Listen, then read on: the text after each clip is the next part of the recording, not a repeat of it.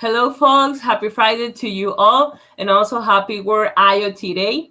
Wow. Welcome to, welcome to, we can say this is a special session and a special day for all of us.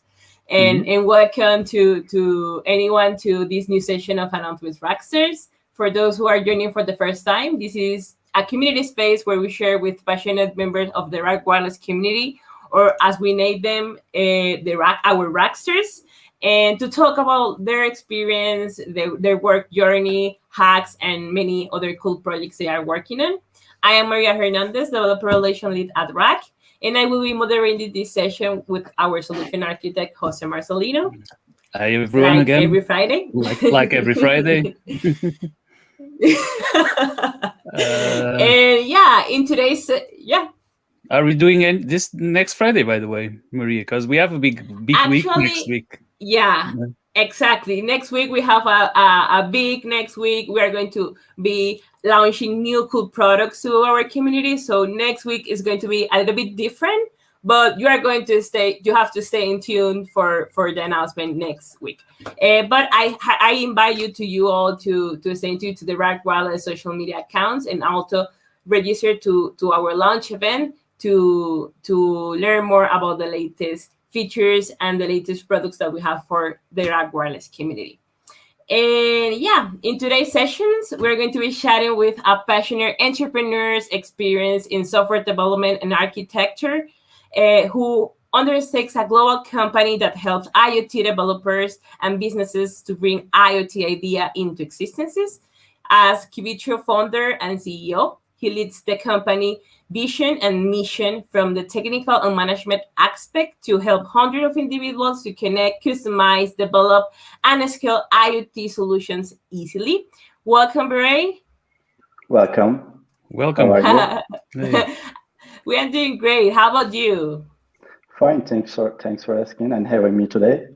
No, thanks to you for accept this invitation to us. We are pretty excited to learn a little bit more about you, about Qubitros, all the things that you are doing, as well as the plans that you have in the future with RAKwireless as well.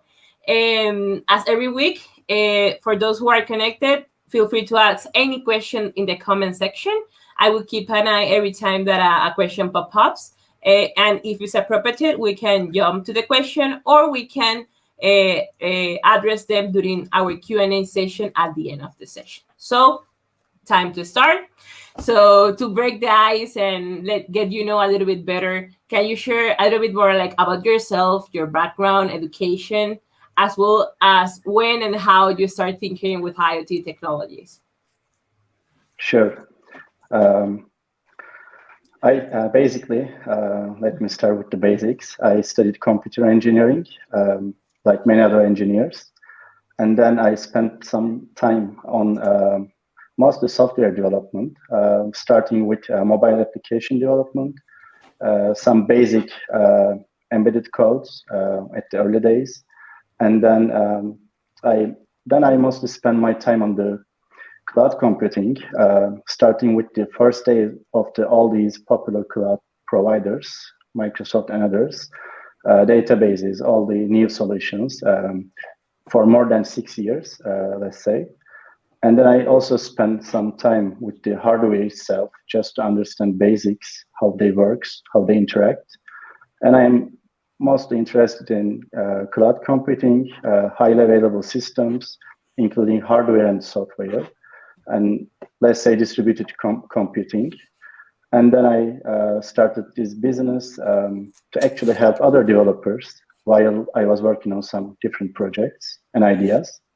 So it's basically my background. I spent on different languages, solutions. It's a long story, but I think this covers them all.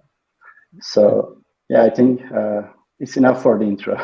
Awesome. Like it is a good match, like software, hardware, either is just like the basics.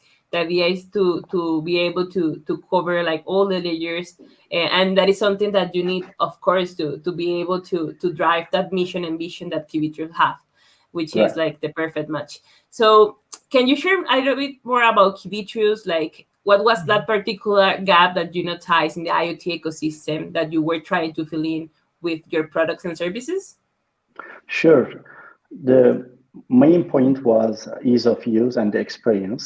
Still it is. And it was hard to find documentation, understand which language to use, which device to use.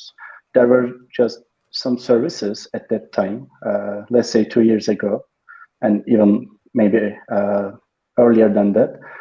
And it was impossible to understand which to use and how to connect with the end solutions, because at the end, connecting devices to some services doesn't make sense, because the reason IoT exists is you need to have value, whether from the device data or some communication between devices. So that was the idea. We were using some solutions for different projects, even mostly personal ones. So I thought that, what should I learn to change this problem? And that's how it started, actually. You used to write code for each particular solution, such as web development, the web part. You need to understand databases. You need to understand, programming languages, how to scale, how to backup, how to maintain, how to even connect basic sensors. So that was the heart of the Qubitro. That's why we exist today, to solve all this complexity. And yes, for short answer, that was the reason, to put even easier experience and make things simple. Definitely. Nice. And what are the things that you will say that made it possible for Qubitro to persevere in this competitive market? Yeah, it's a little bit competitive, sure, but I think we are new. I think it's one of the biggest advantage. We are able to use latest technologies. There were so many papers and architectures designed 4 to 5 years ago, and it was impossible to scale with that designs. Definitely. So we took the advantage of my personal and the team's personal experience on the cloud computing, and combined with the specific IoT verticals, which is Qubitro right now. And so I think it's one of the biggest things, because the demand has changed. There's a demand more for trillion devices right now. And you cannot just send data, let's say, per hour or per day. Now there's a demand for per second, or maybe even less. So, and there's a now demand for different regions, different locations physically. So you need to be able to respond them back as fast as possible. So it was like putting a solution into a single server and offering an experience, but now it has changed. For companies, for enterprise, for startups, even for individual developers. So we see more startups try to use and get the benefits of these devices, whether they are building consumer applications or product. Of course, there's an enterprise side. So this makes us able to scale well, because we have good infrastructure and we spend lots of time on that. We tested different software solutions, hardware solutions, and just like hardware producers, we also partnered with the great leading technology companies to be able to produce this solution. So these are the early days, but thanks to our infrastructure, we can easily add features and we can easily scale on different locations. And the other part is, of course, business side. There were two main business opportunity in the market, which is open source for sure, and the large enterprise solutions per service. So you need to either pay virtual machines or servers to host that open source projects and try to add some value on that. And also the other part is staying with the existing services and combining them, which cost high or less, I don't know, but each services are cost than we need to pay. So we also changed that. We offer the same great infrastructure. We are not open source yet, maybe, I don't know. But this way we can offer the pay-as-you-connect business model. So you can, whether you're enterprise or individual developer, you can start free. You can connect with the basic features for per hour usage model, which is, let's say the less expensive opportunity in the market. And if you're large enterprise and if you need something specific, so we can arrange a custom pricing for you. So this is the biggest business side advantage of the Qubitro right now. I hope that makes sense. What are those like basic features that are provided for in that free version? Sure. For free or the paid, let's say, accounts. Yeah, we can split them, like for the free and also like the paid account. Yeah, for free, for example, there is the biggest problem, which is entering credit card, especially on the educational market. So we remove that. You don't need to add any credit card. And we offer dashboard, 2 devices, and 2 weeks data retention. We don't count how many data you send, unlike the other services. So we don't care what data you send, which device you use, which protocol you use. So you can start sending data, and data will be retained for 2 weeks, for 2 devices, forever. And you can build dashboards, you can build charts specifically for devices, and we offer rule engine on the user interface. Super. For triggering external services. You can also get the benefits of the different protocols. For example, if you are working with MQTT, the tech guys will understand this part. The devices can talk each other, for free, no extra charge. And you can also even build your own solutions with our WebSockets and APIs, even for free, unless you have 2 devices. So for the other part is more advanced hobbyists, or let's say small teams that just want to have, expanded features such as even more data retention and, a limit per feature, let's say 100 rules, 100 charts, and something like that. So there is no difference between all these accounts. They are the same infrastructure. We don't use, small instances or basic databases, just like the many existing solutions. They are all on the same infrastructure. So, and we have a plan called Enterprise. As I said, demands are, can't be predicted in this business. So we want to offer the best pricing per device. So we didn't want to put just one number. And we also didn't want to do these prices up to 100 devices. You need to pay whether you use or not. We don't like that. So we removed everything we hated for the last 6 years and tried to build something from scratch, even for the revenue and business model. So nice. I think that covers that part. Nice. Actually, we have a question. Oh, Jose, go ahead. Yeah. I was going to ask: is that your unique selling point, like the scalability available right from the start, as in the free model? Do you think that's your main feature? What is your main feature, maybe? For the business side or the technical side? I guess for business side, right? For business side, value. Yeah. Okay. Let's go. Yeah. Yeah, it's one of the biggest, decision point, of course, the pricing. So it's the first thing for us. Yes. So you need to pay when you need to scale, and you need to pay only what you use, what you need. So, and we remove all those, complex math calculations at the end of the month. You can always, I will show, but you can always see what's your current usage. So let's say you work with a device for just 1 week. You'll be paying just for 1 week, not a month, for example. So there is no upfront cost. So yeah, it's our unique selling point for now, for the business model. Interesting. Nice. That's a good point. Yeah, because a lot of platforms are complicated. Yeah, as people. Yeah, yeah. As you mentioned, like you try to summarize everything you hate in the last 5 years and make it different. Nice. We have a question over here. I think it's appropriate to jump with it. So it is. I have been waiting for Qubitro for a while. Excited to try it. I am curious how long it took and how many major refactoring they need to go through. It's countless. We changed everything so many times. So yeah, that will be a long answer. It will take a long time, but everything has changed. And are you still changing now, or? Sure. Yeah. Sure. Okay. We have 2 systems running at the same time, so we are still trying, and we will be improving for sure. These are the early days for us. Okay. Good. Nice. Yeah. And where the most common industry among the IoT solutions deployed on Qubitro? Yeah, most monitoring, as you guess. monitoring environmental data is a starting point for most IoT solutions. Okay. Whether tracking some vehicles, devices, location. But yeah, I see the most use cases environmental monitoring. Okay.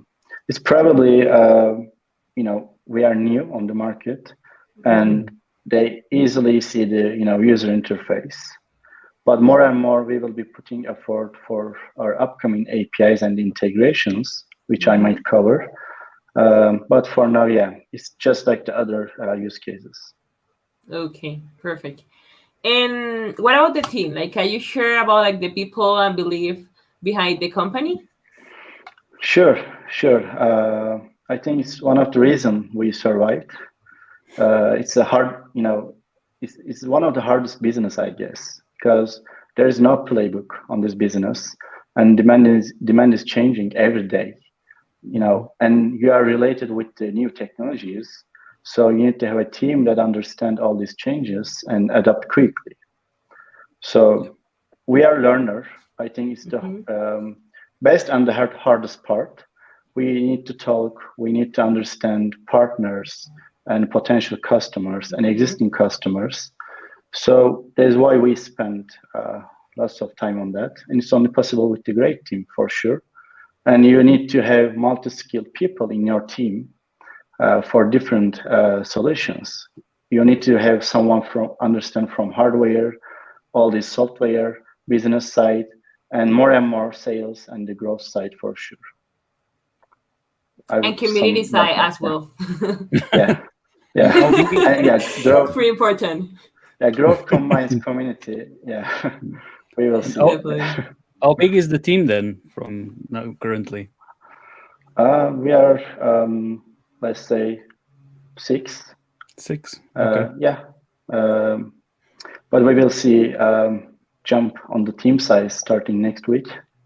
Next week. Next week. Nice. As we are growing. Excellent. Yeah. Excellent. And can you share like more details about like the technical information about the platform? Like, let's say like what kind of features, like integration features you offer? Maybe do you have like plug and play integration with LoRaWAN network servers? What are your plans on that side?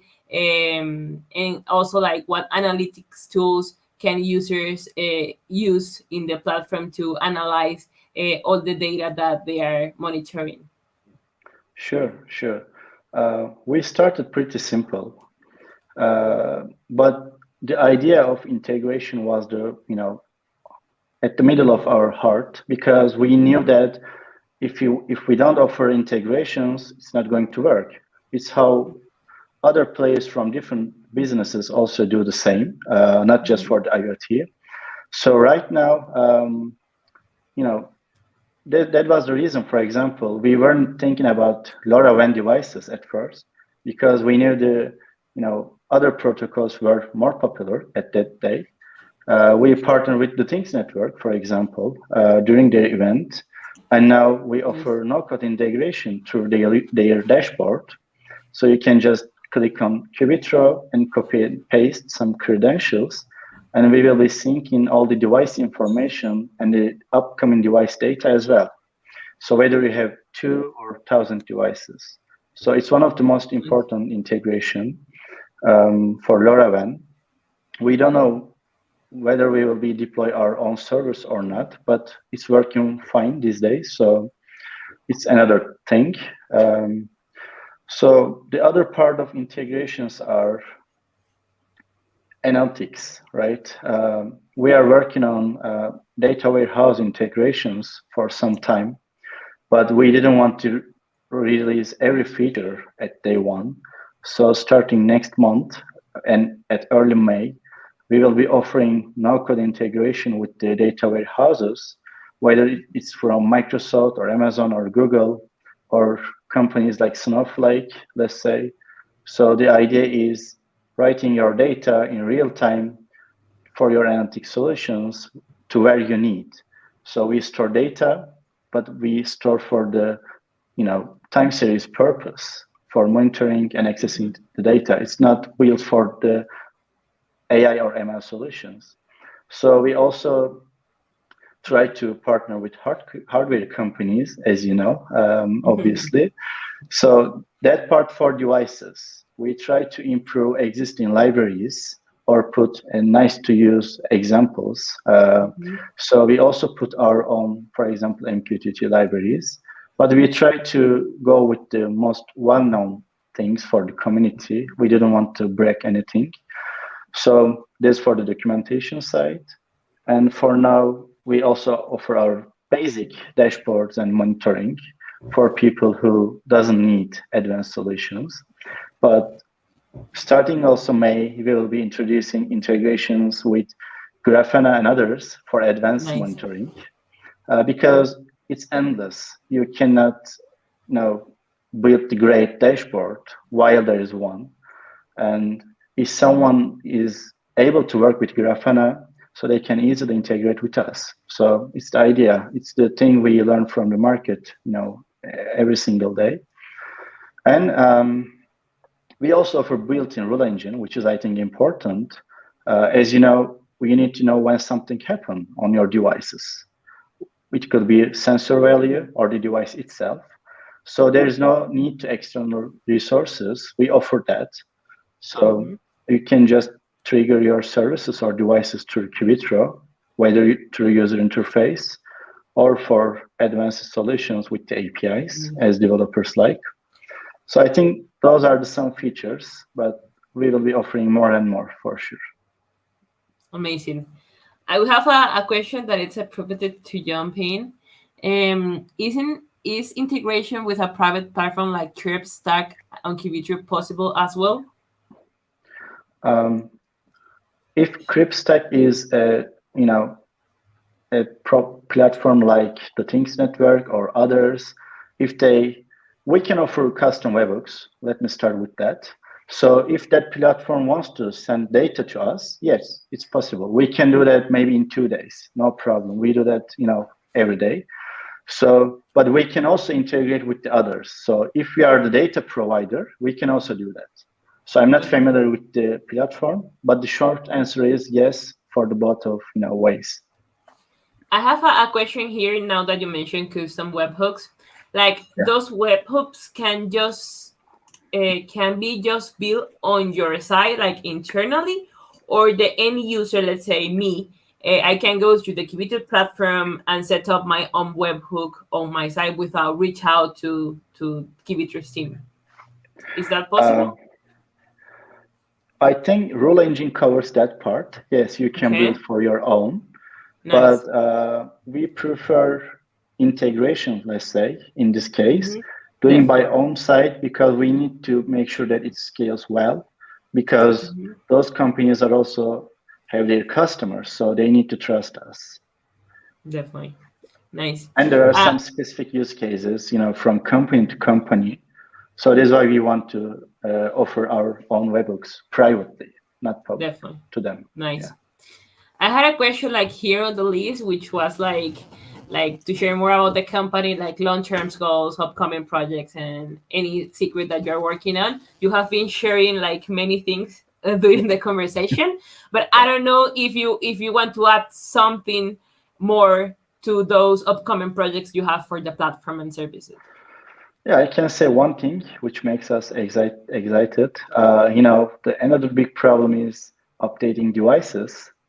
So let me say that for today, and we have something in our mind, just like the Qubitro, to fix that once and for all, let's say. Updating, you mean the firmware or what? Right, firmware, applications, all that stuff. And that's going to be available for any device, or how it's going to work? How are the plans? If we can know more. Yeah, technically for any device, but we have to start distributing for the well-known architecture, let's say, because it's going to be dealing with the different architectures. Yes, of course. But the design is going to be, platform agnostic. Okay. Nice. And are you planning to support WizBlock then? Yeah, Sure. good. Maybe the heart of it. Yeah, sure. Good to know. Nice. And what about the RAKwireless? Now that you mentioned Wizblock, where did you first hear about us? Well, I guess if you remember the Things event, right? The Things conference. Yeah, the Things conference. That was the place that we heard, that we met, and we are here. And since then, we are here. Yeah. Nice. And what are Qubitro's plans for the Wizblock? Like, what are your thoughts about this development board? Yeah, we already put on the documentation for the first device, actually, for the first brand, for the LoRaWAN support right now. So the reason we were so excited was it's easy to use, just like Qubitro, just like software. We know how hard is working with hardware devices. Lack of documentation or their software itself. They also run software. So we were so happy that there is a one major board, and you can just plug and play and connect to the internet. And so it's what I think personally. But I think it's the entire idea of the Wizblock, the WizKit, to also help hardware developers. So we see that like that. And also it just works. So we spent less than 15 minutes to set up gateway and the Wizblock itself, excluding the other things, but it's pretty fast to connect to internet and yes, some real data. And it's modular. It's great. Yeah, it's completely modular, as you say. And what about like any device or Wizblock model that is missing and you wish to us to offer it? Like, what will that be? Well, we are trying to connect it with the MQTT. So LoRa is great, but in some cases you just need to connect to cloud without any gateway or any middle solution between the cloud and the device. So it's not. I think we are going to do that. I know there's a support for that. So maybe we will be leading that example. Hopefully. How to run the updated firmware and the library, how to publish to Qubitro and maybe others as well.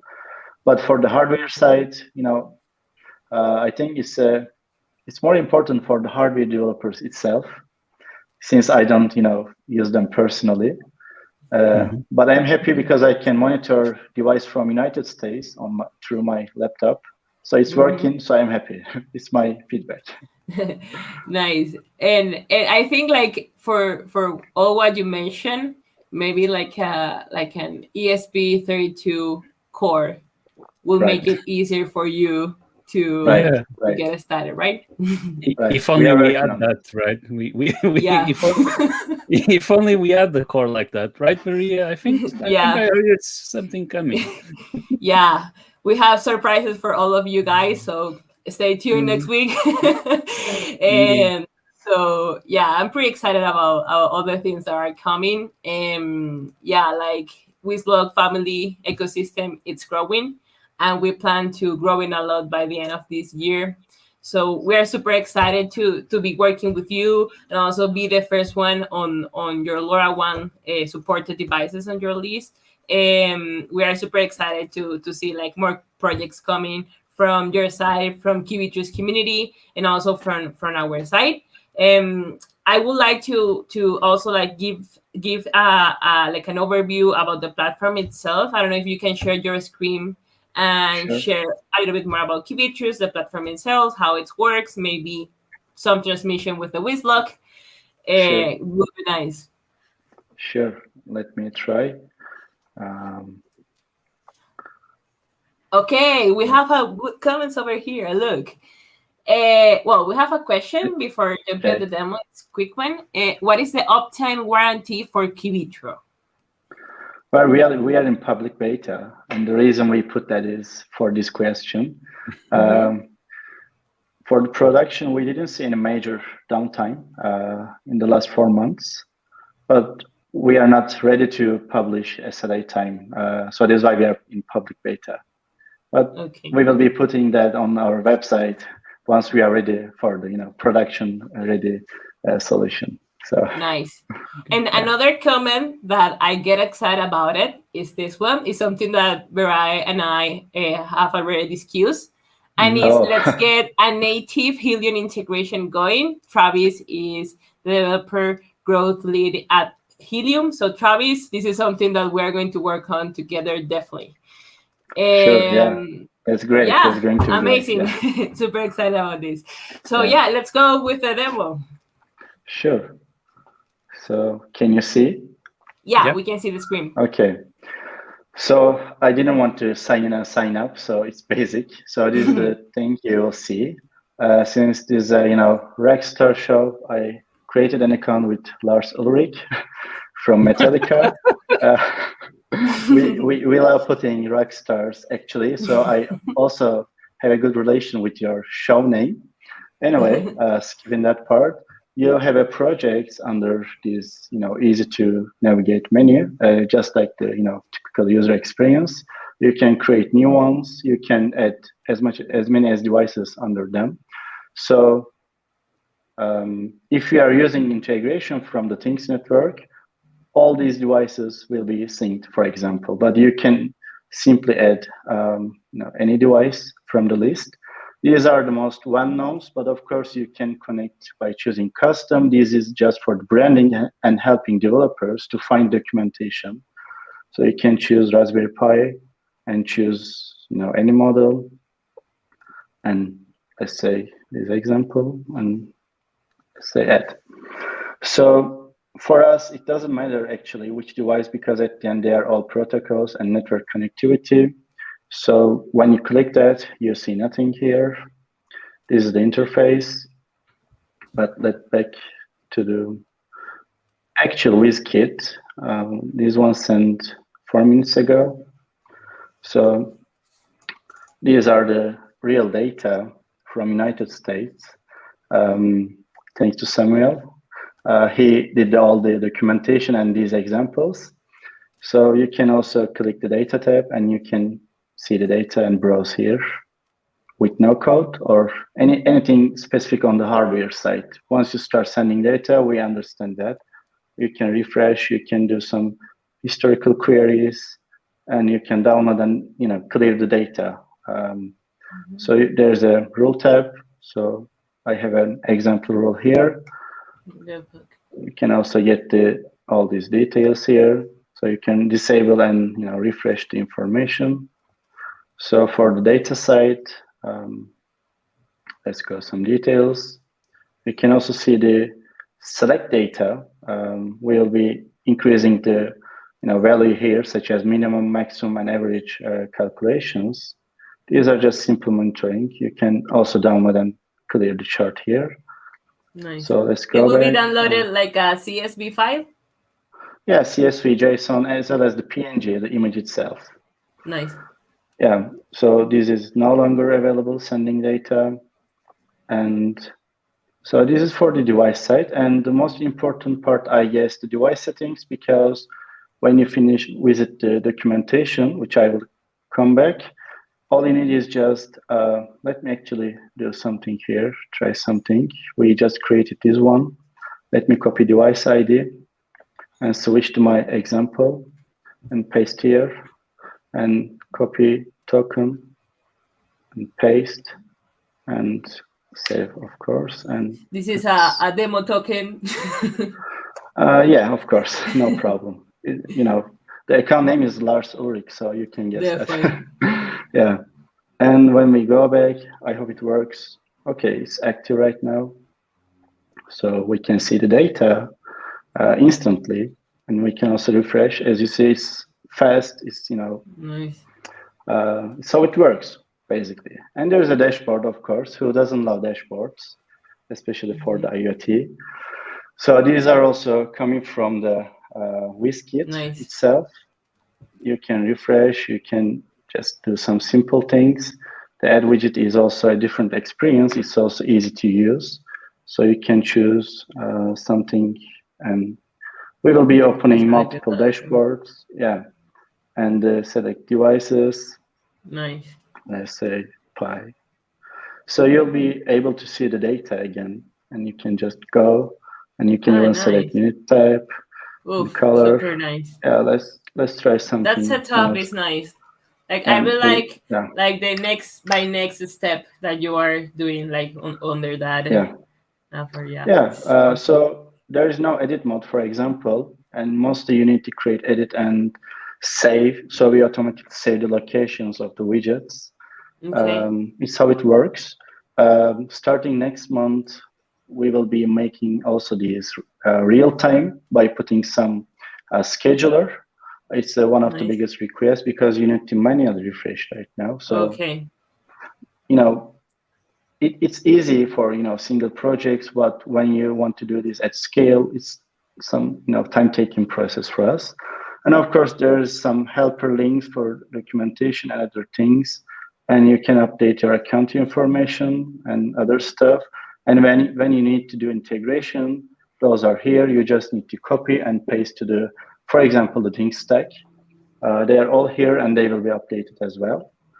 So this is our user interface part. We want to keep as simple as possible. But as I said, we are more excited for our upcoming APIs. And also let me visit quickly the rule, how to create a rule.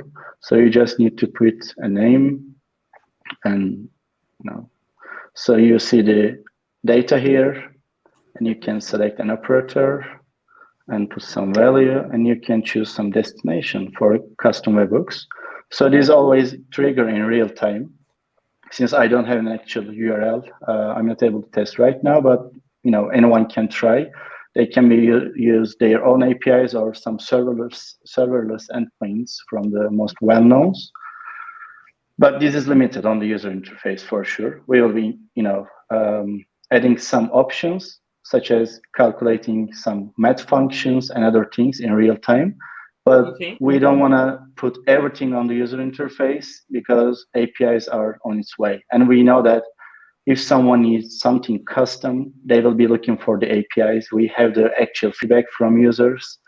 So we will be keeping this platform, simple for our users. So this is the user interface, and let's back to the documentation. We are not just putting examples, but we are also putting something how to set up devices, how to connect with different protocols for, as much as possible, actual programming languages and platforms. So let's say VisBlock here. It's new. It will be improved for sure. There's a description. There's a simple setup, and we have a very well written example. So you can just copy and paste and follow the steps. And we even put the things formatter because you still need to use formatter stuff because we need to understand which data you are sending. So to help the developers, all they need is just to copy and paste, and they can disable or enable through the example. And the result is as I showed you. So, and this is, for example, repository. Codes are written for them, so they don't need to know, they just need to run. So let's back to the documentation. Yeah, not just for LoRaWAN, there's also well-known MQTT, the connection information. If we offer the client library, it's easy to understand. If we don't, we try to use the most used ones. And we also put how to install them for the less experienced developer. So we also want to improve all these use cases because they may not know what's subscribe, what's publish, how to communicate between devices. But these are well tested and working examples actually. And there is, for example, the things stack integration. When you visit their platform, they can see Qubitro. And if you choose Qubitro, all you need is just copy and paste. As I mentioned multiple times, everything will be synced. devices, project name, device names, and the Nice. data itself. We will be putting more Laravel specific features day by day for sure, such as map, battery, and other features. Nice. But that is it for now. So I think it covers my screen share. But if you have any question, I would be happy to answer. Yeah, nice. And I have a question. Like in the triggers rule event, I don't see like any option like for like event activation. Let's say maybe yeah, we have like the webhook integration that allows us to set up any integration. Like let's say if I want to send an SMS or a phone call, maybe I can trigger a webhook to Twilio services or Monash services in order to handle that message event or phone call event, or maybe send an email. Are you planning to set up any like built-in integration to handle this kind of events? Yes, we started with that.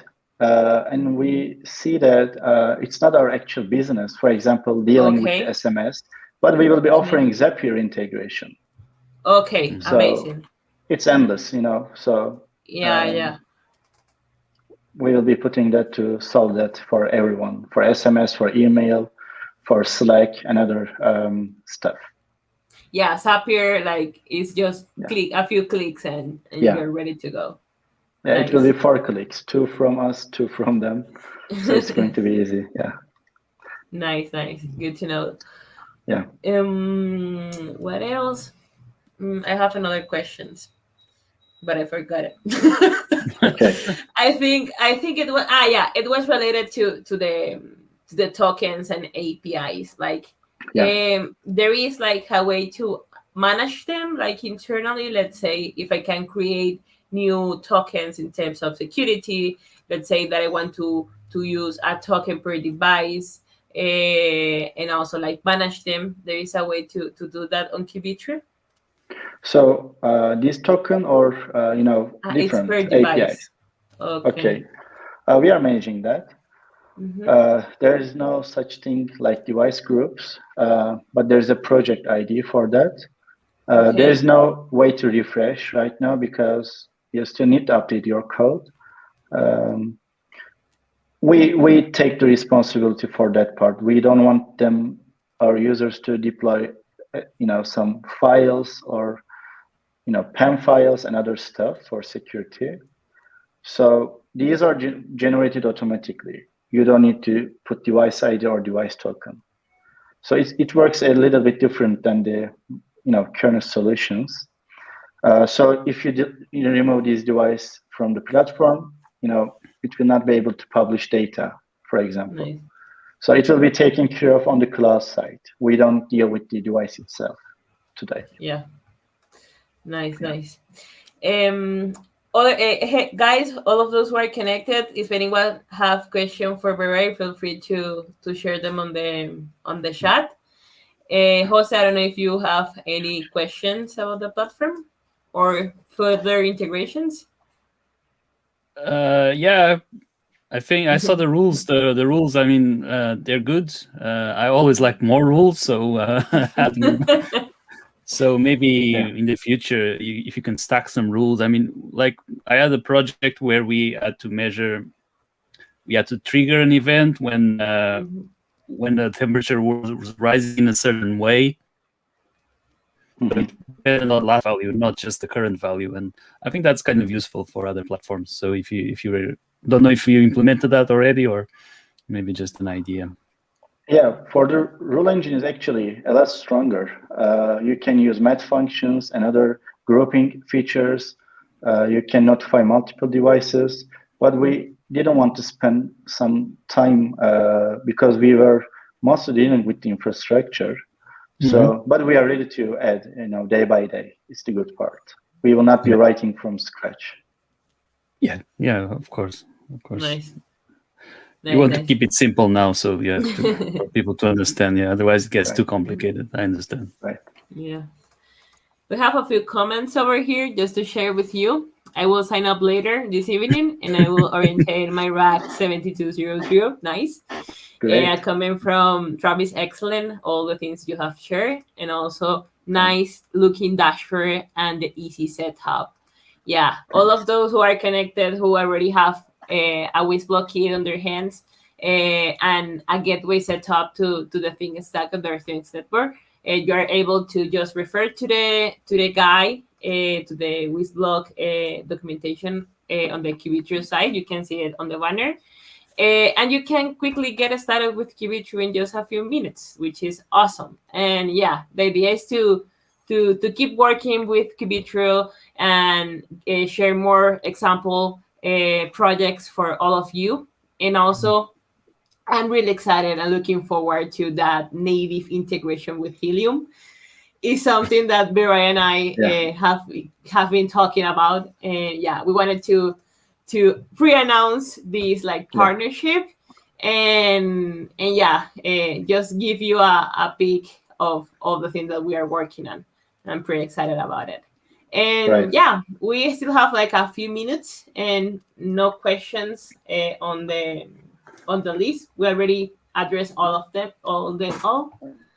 Well, Travis already signed up. He's saying he already signed up. Of course he has. He signed up to everything.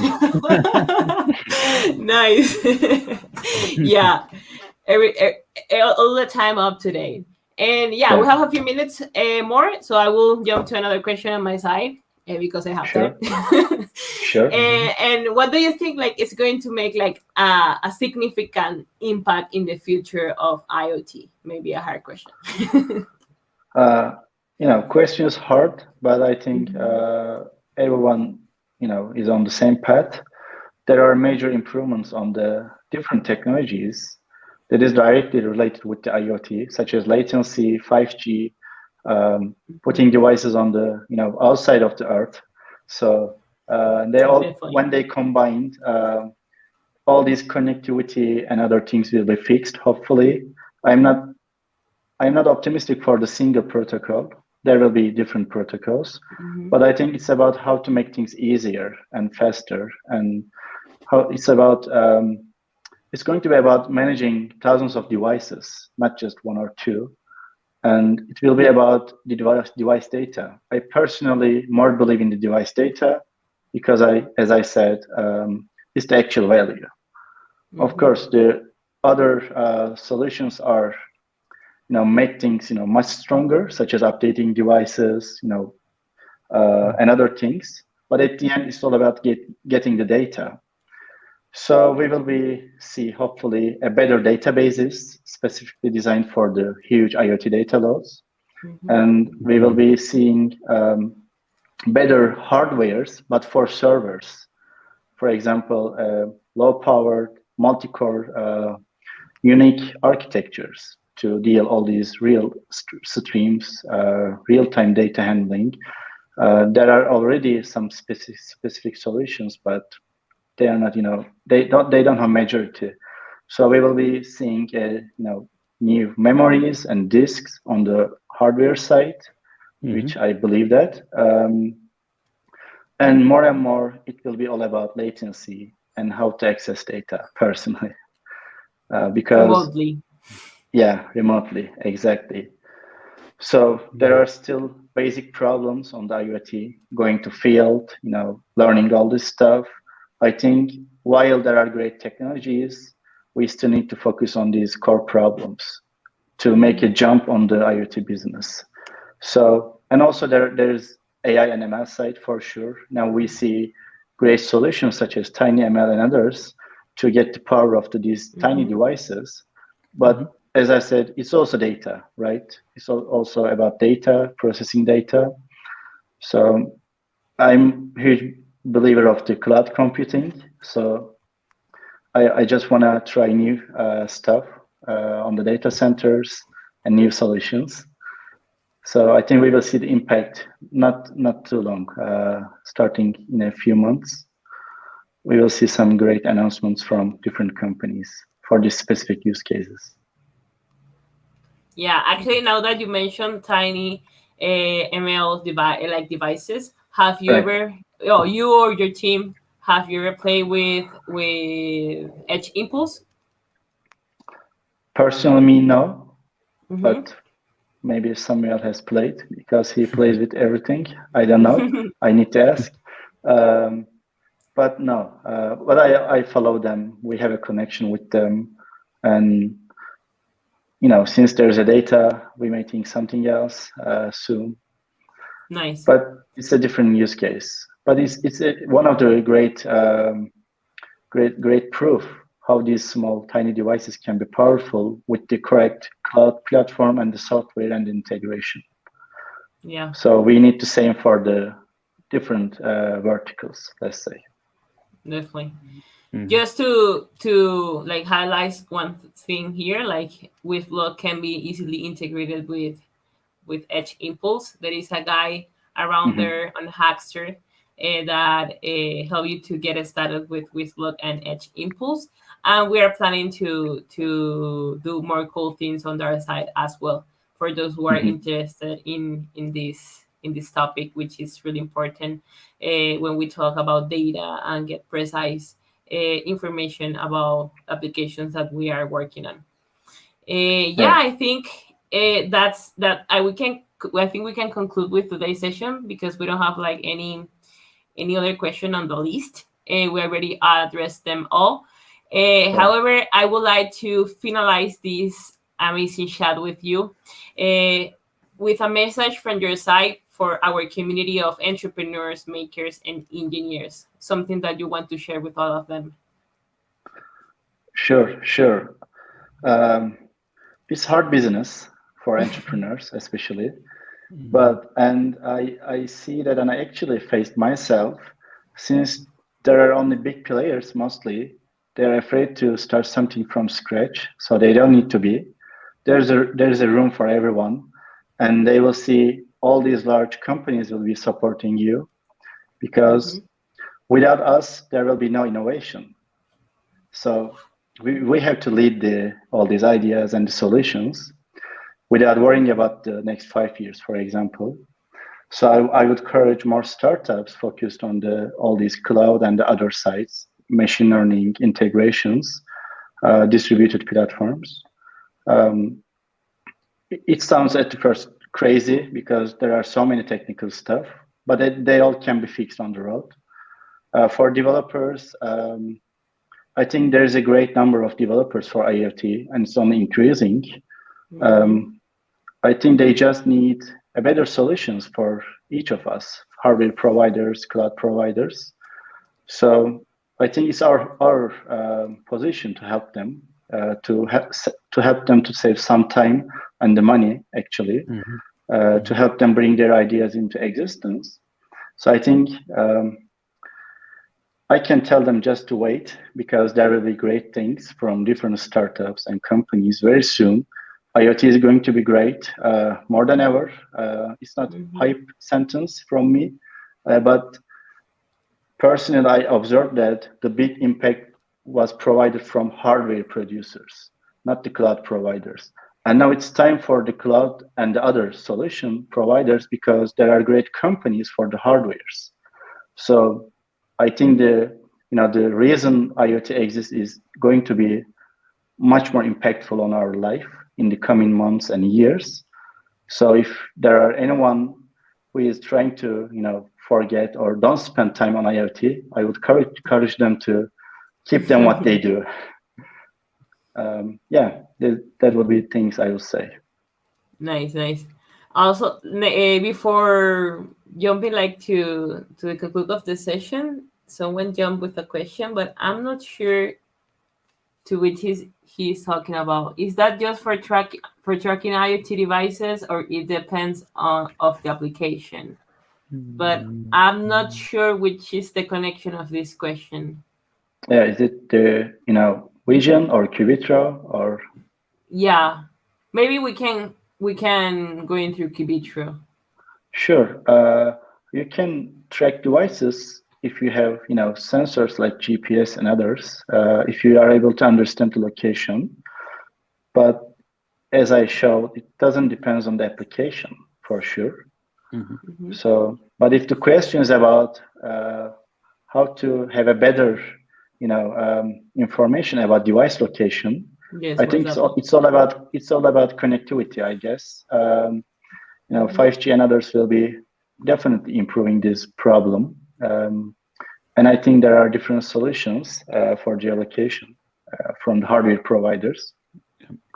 And one thing I would add to previous question that I forgot would be IoT will be also impacting on the solution for infrastructure work, the actual buildings and others through the digital twin. So one of the things we are also working on that are now code integration with digital twin solution providers. So they all will be combined for different use cases. But as I said, at the end, it will be all about data. So without actually producing the physical devices, it will be possible to simulate them.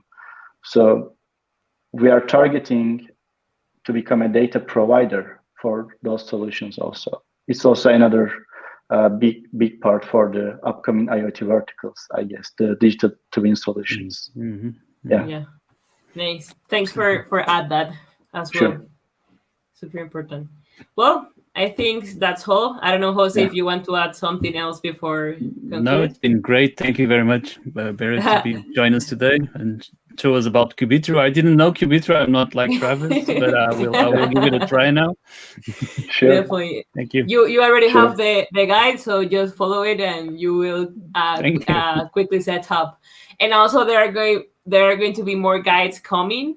And also like real use case and example. I'm super excited to see like all the collaborations that we are working on. And also, thanks for taking the time and share with us today, present us Qubitro to the RAKwireless community. And we are super excited to see more projects coming soon on your side, and also to see more collaborations and works together.